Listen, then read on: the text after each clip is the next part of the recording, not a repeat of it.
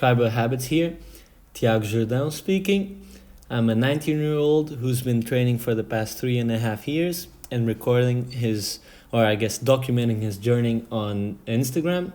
I've been coaching for the past year, and this marks the beginning of my YouTube channel. So this is obviously the pilot episode. You gotta cut me some slack. And this is the section of it where I do some off-the-top commenting. If there's a lot of ums and ms, it's because I'm slightly nervous, and obviously because this is my first time doing this. Here I'm now warming up, and of course, while I will just say some random rambling thoughts and stuff like that, I will also be documenting what's going on. So here's footage of one of my training sessions this week, and I'm now warming up, doing my little wrist routine. I stretch my lats somewhat. After that, I'll do some shoulder dislocations and inlocations, quote unquote. And after that, I'll do some hangs and some handstands.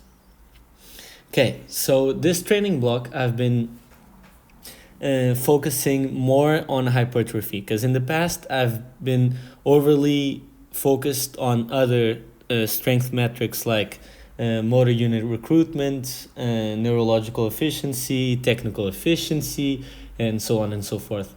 And I found that focusing solely on those leaves me somewhat empty-handed. So in response to that, I've now focused significantly more on hypertrophy, and this block, so the past 8 months, I've been experimenting with different ways, and I have now settled to what I believe to be working the best currently. Of course, what works now isn't necessarily what will work in a year from now or in a couple of months from now, but still, nonetheless, it's what's working now. So the focus is on creating tension via the muscle tissue and not necessarily lifting the most weight. And this is a big shift from what I was doing before, because although my goals are strength, I want in this block to build muscle tissue as a means to get stronger, instead of before where I'll be focusing on numbers. And so if I want to get stronger, I'll lift 35 kilos for sets of 5 and pull-ups, for example. Now I'm not emotionally attached to the numbers. It's more, for example, I went from doing 30 kilo sets of 5 for pull-ups to doing 15 kilo sets of 10 pull-ups with a much bigger focus on the lats, rear delts, teres major, everything like that. Now here are some the handstands. Today the handstands didn't go so well. I can't catch any of them, but I didn't feel like going against the wall and actually feeling the stack. So it is what it is. I caught one, and it was with the shoulders. I didn't really utilize my wrists or hands to actually balance, and the line wasn't really stacked. It was somewhat banana. Here's my first working set, behind the neck overhead press, and I superset that with one arm lat pull downs or chin downs.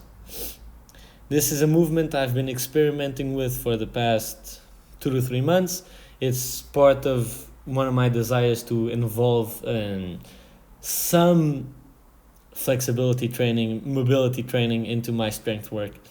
And in the beginning, I did this with a very wide grip, and I've now settled with a much narrower one. Well, it's not narrow, but it's at least in line with my elbows. And yeah, here's the first set, where I think I got 9 reps with 34 kilos, and I do 3 more for both exercises, but I'm just showing the first set of each exercise, because otherwise it would be too long of a video, and I would have to off the top like Harry Mack for way longer. I know he can do 10 hours, but I can't do 10 hours. Yeah, here we go to my ghetto setup for the lat pull downs. I've got a Holdana. I don't know how to say that in English, actually. I'm Portuguese, by the way. And just an adjustable dumbbell that I'll be using, connected to a climbing rope. Yeah, here my primary cues are to focus on pulling with the pinky, so I'm really supinated because it helps me feel my lat more. And I pull with the lat, so there's a limit to how high my hand goes because I need to keep my shoulder in place so I don't use my traps. My traps are way more dominant when pulling than my lats. So when I want to bias the lats, which I do in this exercise, I need to really be mindful of not utilizing my traps to pull. Here are some grinders, and yeah, the main purpose of this one is to keep some specificity in the hypertrophy work, because I can't lose sight of the fact that hypertrophy to me is a means to get stronger. So although I am using hypertrophy, it is not to get like some bodybuilders would do for the sake of aesthetics, right?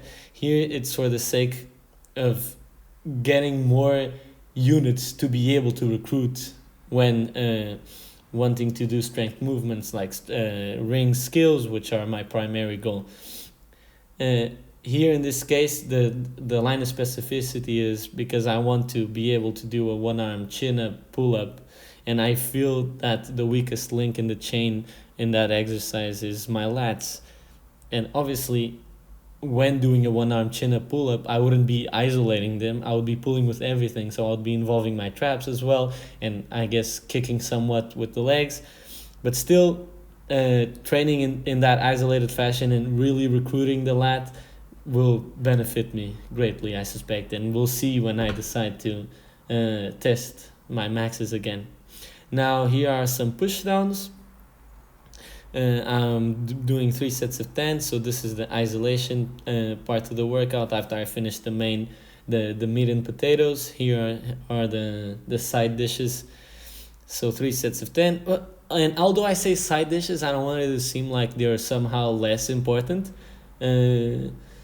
They're equally important, so I guess I should have phrased that differently. But this is off the top, it's off the top. Whatever comes out of my mouth. So 25 kilos for 3 sets of 10, some absolute grinders as you can see, and yeah, I make a lot of faces when I'm training. I guess if you don't, it's because you're not training hard enough. But I shouldn't bite my tongue.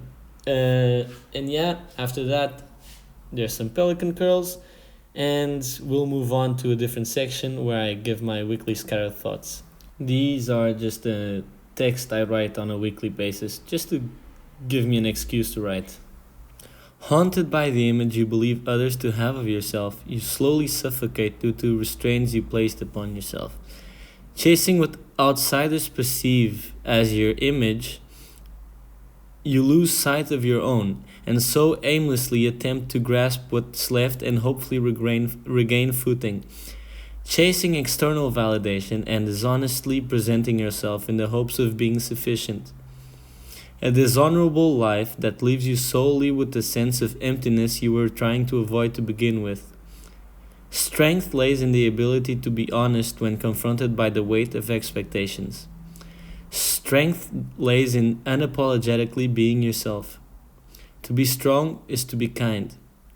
Be kind to yourself, accept yourself, and be strong for yourself, the current you, and humbly walk the path you desire to pursue.